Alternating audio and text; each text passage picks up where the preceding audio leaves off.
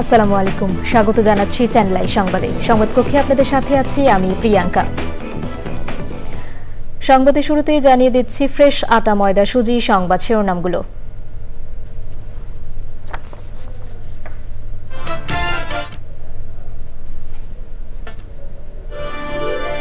দেশে মোট ভোটার 12 কোটি 37 লাখের বেশি, ভোটের অধিকার প্রতিষ্ঠার সুযোগ ব্যর্থ হতে দেয়া যাবে না বললেন সিইসি। আবু সাইদ হত্যা মামলায় গ্রেপ্তার 4 জনকে 9 এপ্রিল ট্রাইব্যুনালে হাজিরের নির্দেশ। শেখ হাসিনার বিরুদ্ধে গণহত্যার অভিযোগের তদন্ত প্রতিবেদন চলতি মাসেই। ধর্মীয় ভাবগাম্ভীর্যের মধ্য দিয়ে পবিত্র রমজান মাস শুরু, শেষ রাতে সেহরি খেয়ে প্রথম রোজা পালন করছেন ধর্মপ্রাণ মুসলমানরা। মহানগরীতে চিহ্নিত সন্ত্রাসীদের বিরুদ্ধে অল আউট অ্যাকশনে যাচ্ছে পুলিশ, জানালেন ডিবি প্রধান। সরকারের জিরো টলারেন্স নীতি ঘোষণা। এবং চ্যাম্পিয়ন্স ট্রফির গ্রুপ পর্বের শেষ ম্যাচে মুখোমুখি ভারত ও নিউজিল্যান্ড। সেমির টিকিট আগেই নিশ্চিত করায় 2 দলের গ্রুপ সেরার প্রতিযোগিতা।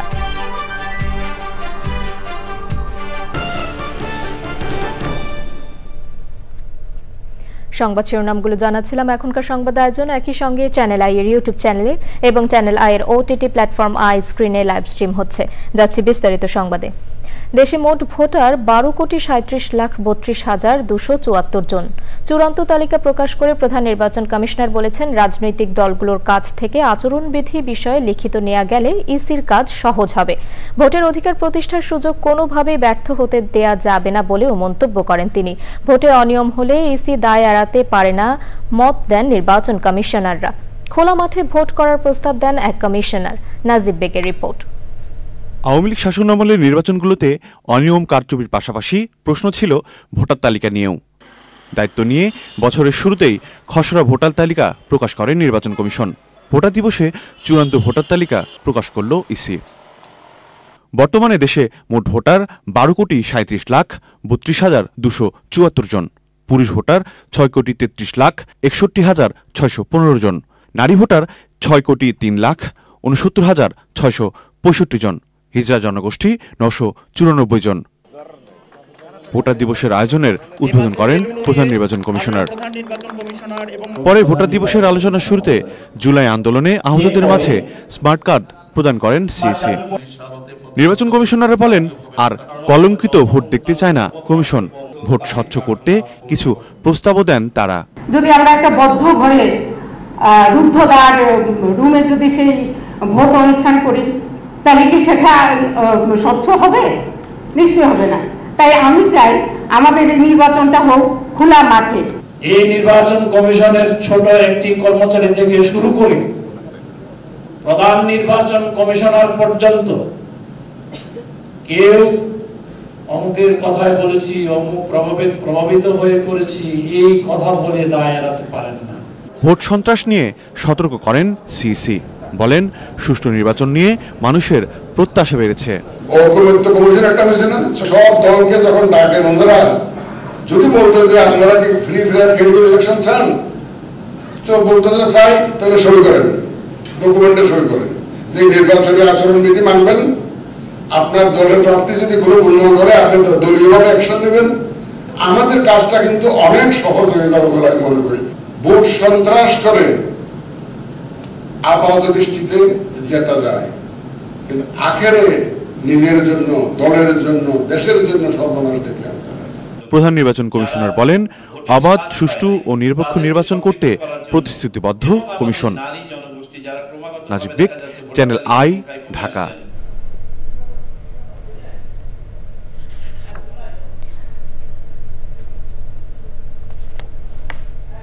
জুলাই গণঅভ্যুত্থানে রংপুরে বেগম রোকেয়া বিশ্ববিদ্যালয়ের শিক্ষার্থী আবু সাইদ হত্যার ঘটনায় প্রথমবারের মতো আন্তর্জাতিক অপরাধ ট্রাইব্যুনালে দায়ের করা মামলায় অন্য মামলায় গ্রেপ্তার 4 জনকে 9 এপ্রিল হাজির করতে নির্দেশ দেওয়া হয়েছে।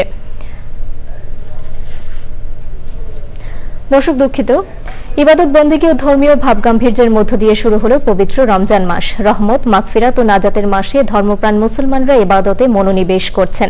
রাতের তারাবির নামাজের মাধ্যমে শুরু হয়েছে এই রোজার আনুষ্ঠানিকতা। প্রথম রোজা পালনে সেহরির জন্য রাজধানীর বিভিন্ন হোটেল রেস্টুরেন্টেও দেখা যায় ধর্মপ্রাণ মুসলমানদের ভিড়। বিস্তারিত মইনুল হাসানের রিপোর্টে। রহমত, মাগফিরাত ও নাজাতের বার্তা নিয়ে এলো পবিত্র মাহে রমজান। শাবান মাসের শেষে দেশের আকাশে পবিত্র রমজান মাসের চাঁদ দেখার মাধ্যমে শুরু হলো বরকতময় এই মাস। রাতভর ইবাদত বন্দিগির মধ্য দিয়ে ধর্মপ্রাণ মুসলমানরা বরণ করে নিচ্ছেন এই মাসকে। এই মাসে আল্লাহ তাআলা সর্বশ্রেষ্ঠ গ্রন্থ আল কোরআন নাজিল করেছেন, যা মানবজাতির জন্য পথ নির্দেশক। আল্লাহ তাআলা বলেন, রমজান মাস হল মানুষের জন্য হেদায়েত এবং সত্যপথের সুস্পষ্ট নিদর্শন। রাসূল সাল্লাল্লাহু আলাইহি সাল্লাম বলেছেন, রমজানের প্রথম 10 দিন রহমতের বাড়িধারায় পরিপূর্ণ, মাঝের 10 দিন ক্ষমা ও মার্জনা লাভের জন্য নির্ধারিত এবং শেষ 10 দিন জাহান্নাম থেকে মুক্তি লাভের উপায়রূপে নির্দিষ্ট। রমজান মাসের চাঁদ দেখা যাওয়ার প্রথম রাতে তারাবির নামাজের মধ্য দিয়ে শুরু হয় এবারের পবিত্র মাহে রমজানের আনুষ্ঠানিকতা। রাজধানীর বেশিরভাগ মসজিদে তারাবির নামাজের সময় মুসল্লিদের উপচে পড়া ভিড় দেখা গেছে।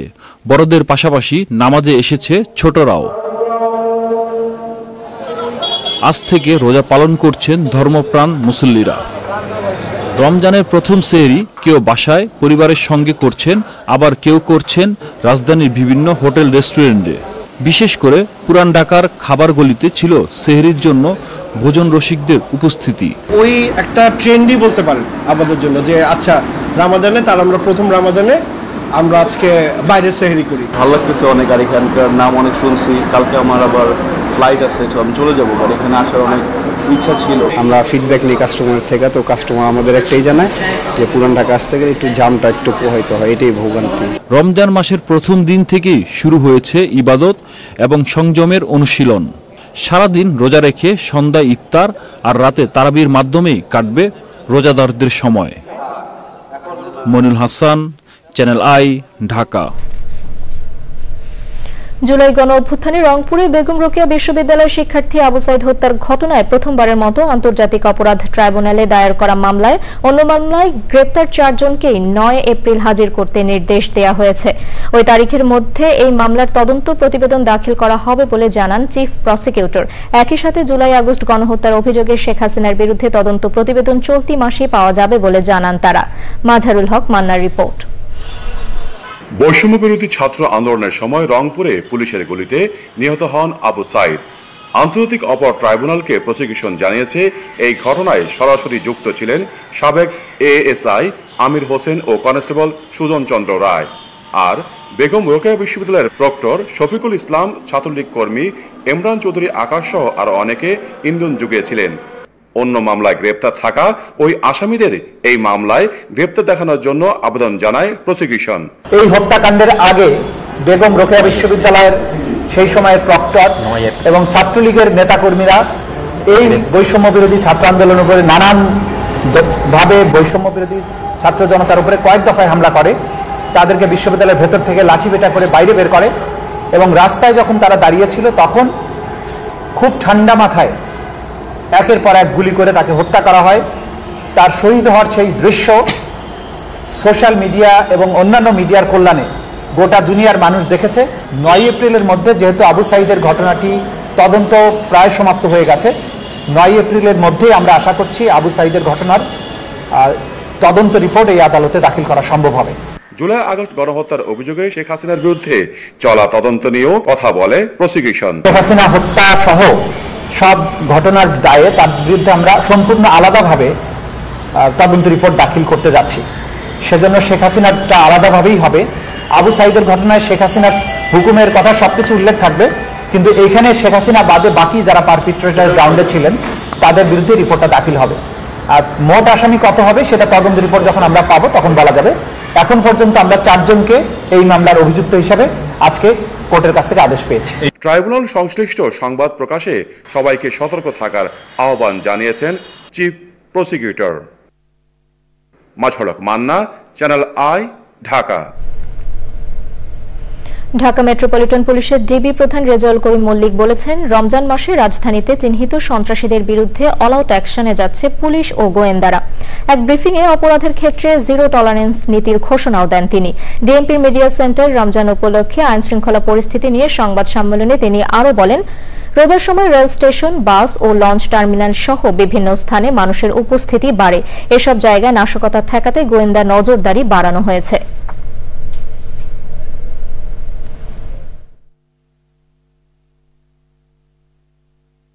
বিভিন্ন এলাকায় চিহ্নিত সন্ত্রাসী বাহিনীর কথা আমরা শুনতে পাচ্ছি।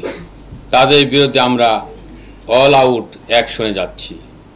প্রিয় সাংবাদিক বন্ধুরা, আইন শৃঙ্খলা রক্ষায় যৌথ বাহিনী সারা দেশে তৎপরতা বাড়িয়েছে।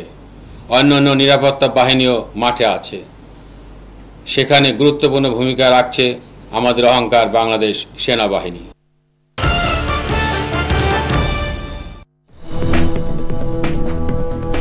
ফিরে এলাম বিরতির পর। সাপ্লিমেন্টারি বা পরিপূরক পরীক্ষা এগিয়ে আনার দাবিতে 2018-19 সেশনের এমবিবিএস ফাইনাল ইয়ারের কিছু শিক্ষার্থী ডিন অফিসের সামনে অবস্থান কর্মসূচি পালন করেছেন। ওই শিক্ষার্থীরা ঢাকা মেডিকেল কলেজে নিউক্লিয়ার মেডিসিন ভবনে অবস্থিত ডিন অফিসের সামনে জড়ো হয়ে সাপ্লিমেন্টারি বা পরিপূরক পরীক্ষা নেওয়ার দাবি জানান। শিক্ষার্থীদের অভিযোগ, সাপ্লিমেন্টারির জন্য নির্ধারিত মে মাসে জুনিয়রদের সাথে পরীক্ষায় বসার নির্দেশনা সম্পূর্ণ অযৌক্তিক। এর মাধ্যমে তাদের ন্যায্য অধিকার হরণ করা হচ্ছে।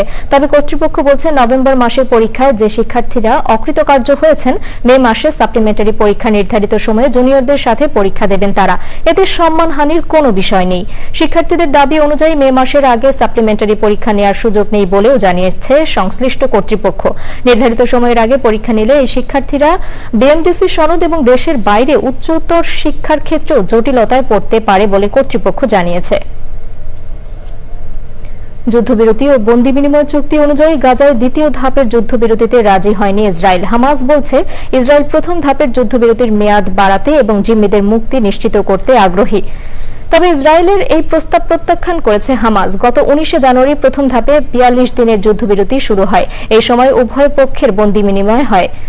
এরপর দেরিতে হলেও দ্বিতীয় ধাপের আলোচনা করতে ইসরায়েলের প্রতিনিধিরা মিশরের কায়রোতে গেলে এমন সিদ্ধান্তের কথা জানায়। তবে যুদ্ধবিরতির দ্বিতীয় ধাপ নিয়ে আলোচনা গুরুত্বপূর্ণ বলে মন্তব্য করেছেন জাতিসংঘের মহাসচিব অ্যান্তোনিও গুতেরেস। তিনি বলেন, যুদ্ধবিরতি ও বন্দি বিনিময় চুক্তি অবশ্যই বহাল থাকতে হবে। এদিকে ইসরায়েলের কাছে $300 কোটি বেশি অস্ত্র, বুলডোজার ও সামরিক সরঞ্জাম বিক্রির অনুমোদন দিয়েছে মার্কিন প্রশাসন।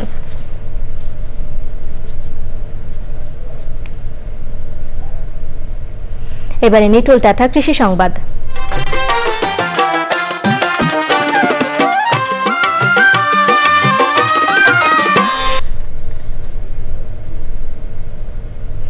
শুরুটা ছিল শখের বশে। সেই শখের কুলবাগান থেকেই বছরে 18 লাখ টাকা আয় করছেন বাগেরহাটের কচুয়া উপজেলার তরুণ উদ্যোক্তা সুজন গোলদার। বর্তমানে তার কুল বাগানে 12 জনের কর্মসংস্থান হয়েছে। তার সাফল্যে অনুপ্রাণিত হয়ে কুল চাষে আগ্রহী হচ্ছেন অনেকেই। বাগেরহাট প্রতিনিধির তথ্য ভিডিও চিত্রে সুলতানা হিমুর রিপোর্ট।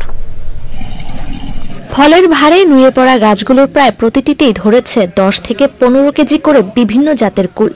রসালো মিষ্টি ও টক মিষ্টি জাতের এসব কুলের চাষ করেছেন বাগেরহাটের কচুয়া উপজেলার বিষখালী গ্রামের বাসিন্দা সুজন গোলদার।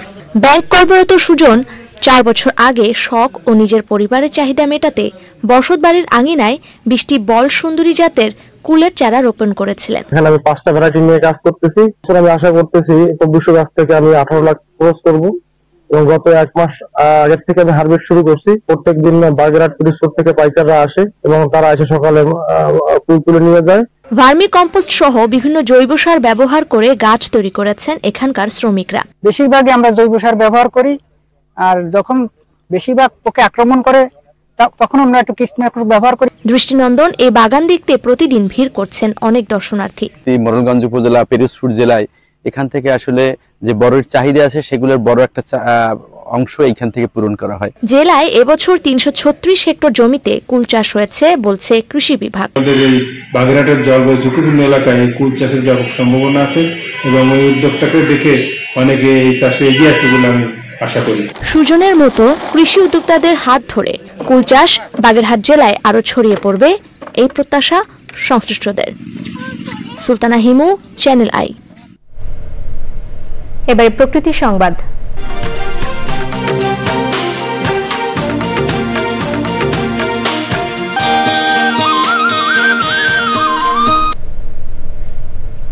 নলকূপ স্থাপনের সময় প্রাকৃতিক গ্যাসের সন্ধান মিলেছে নোয়াখালী সদর উপজেলায়। মাটির নিচে গ্যাসকূপ থাকতে পারে বলে ধারণা স্থানীয়দের। এ বিষয়ে বাপেক্স এবং পেট্রোবাংলার সাথে আলোচনার মাধ্যমে দ্রুত কার্যকর উদ্যোগ নেওয়ার আশ্বাস দিয়েছেন প্রশাসন। আলাউদ্দিন শিবলুর তথ্য, ভিডিও চিত্রে আফরোজ জাহাসির রিপোর্ট। সুপেয় পানির সংকট নিরসনে 1 বছর আগে নলকূপ স্থাপনের উদ্যোগ নেয় 20 নম্বর আন্ডারচর ইউনিয়নের বাসিন্দা মোহাম্মদ ফারুক হোসেন। তিনি জানান 160 ফুট গভীরে যাওয়ার পর নলকূপের পাইপ উপরের দিকে উঠে আসে। একসময় শুরু হয় গ্যাস উৎগীরণ, পরে দেশলাই জ্বালালেই আগুন জ্বলে ওঠে। 1 বছর পরেও বন্ধ হয়নি গ্যাস উৎপাদন। রীতিমতো চুলা বসিয়ে রান্নার কাজও চলছে। গ্যাস সারাক্ষণ যাইতেছে, এটা গ্যাসটা বন্ধ হয়নি। গ্যাস অফিস থেকে কোনো লোক আসে না, রান্না হয়। গ্যাসকূপের সম্ভাবনা খতিয়ে দেখার পাশাপাশি দুর্ঘটনা এড়াতে প্রয়োজনীয় উদ্যোগের দাবি স্থানীয়দের। গ্যাসের কোনো কমতি নেই। এখন আমাদের বাংলাদেশের যে পরিমাণে গ্যাসের দাম বেড়ে যায় এবং কি গ্যাসের সংকট আছে, সরকারি কর্মকর্তা আসি যেন এইটা একটু দেখে। এখন এটা তো আপনার খোলামেলা, এখানের কোনো ছাবি নেই বা কোনো বন্ধ নাই, সব জ্বলার অবস্থা। এটা একটা ভয়ঙ্কর বিষয় না? এই বিষয়ে যথাযথ ব্যবস্থা নেওয়ার আশ্বাস জেলা প্রশাসনের। এটি ফিজিবল কিনা আদৌ বিষয়টি সংশ্লিষ্ট দপ্তরকে এটা আমরা জানাবো। তারা সরেজমিনে পরিদর্শন করে পরবর্তীতে হয়তো ব্যবস্থা গ্রহণ করবে। অনুসন্ধানে সবশেষ সোনাইমুড়ি উপজেলায় গ্যাসকূপের সন্ধান পায় বাপেক্স।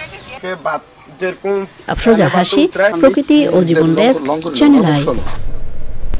দর্শক, সবশেষে ফ্রেশ আটা ময়দা সুজি সংবাদ শিরোনামগুলো জানিয়ে দিচ্ছি আরো একবার। দেশে মোট ভোটার 12,37,00,000-এর বেশি। ভোটের অধিকার প্রতিষ্ঠার সুযোগ ব্যর্থ হতে দেয়া যাবে না বললেন সিইসি। আবু সাইদ হত্যা মামলায় গ্রেপ্তার 4 জনকে 9 এপ্রিল ট্রাইব্যুনালে হাজিরের নির্দেশ। শেখ হাসিনার বিরুদ্ধে গণহত্যার অভিযোগের তদন্ত প্রতিবেদন চলতি মাসেই। ধর্মীয় ভাবগাম্ভীর্যের মধ্য দিয়ে পবিত্র রমজান মাস শুরু। ভোর রাতে সেহরির পর প্রথম রোজা পালনে ধর্মপ্রাণ মুসলমানরা। মহানগরীতে চিহ্নিত সন্ত্রাসীদের বিরুদ্ধে অল আউট অ্যাকশনে যাচ্ছে পুলিশ, জানালেন ডিবি প্রধান। সরকারের জিরো টলারেন্স নীতি ঘোষণা। এবং চ্যাম্পিয়ন্স ট্রফির গ্রুপ পর্বের শেষ ম্যাচে মুখোমুখি ভারত ও নিউজিল্যান্ড। সেমির টিকিট আগেই নিশ্চিত করায় 2 দলের গ্রুপ সেরার প্রতিযোগিতা।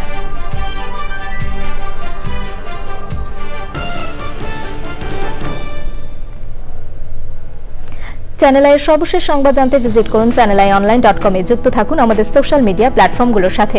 দর্শক, এখনকার সংবাদ আয়োজন এ পর্যন্তই। এতক্ষণ সাথে থাকার জন্য ধন্যবাদ সবাইকে।